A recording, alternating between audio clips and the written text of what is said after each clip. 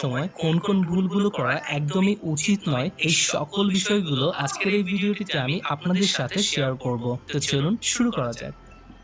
Number 1, manage your time properly. পরীক্ষার হল থেকে বের হয়ে অনেক স্টুডেন্টকে বলতে শোনা যায়, যদি আরেকটু সময় বেশি পেতাম তাহলে সবগুলো প্রশ্নের উত্তর ঠিক মতো লিখে আসতে পারতাম। শুধুমাত্র সময় কম থাকার কারণে 3টি কমন প্রশ্ন লিখতে পারলাম না।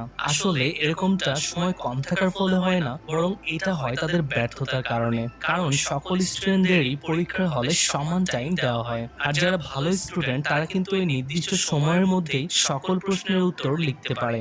অনেকেই আছে যারা প্রথম দিকে 1 থেকে 2 নম্বরের প্রশ্নগুলোর উত্তর অনেকটাই বড় করে লেখে এবং কোনো প্রশ্নের উত্তর না পারলে সেটা নিয়ে চিন্তা করতে বসে যায়। ফলে পরীক্ষার হলে অনেকটাই মূল্যবান সময় নষ্ট হয়ে যায়। এক্ষেত্রে আমাদের উচিত প্রতিটি প্রশ্নের উত্তর সেটির জন্য বরাদ্দকৃত নম্বরের ভিত্তিতেই লেখা এবং কোনো প্রশ্নের উত্তর না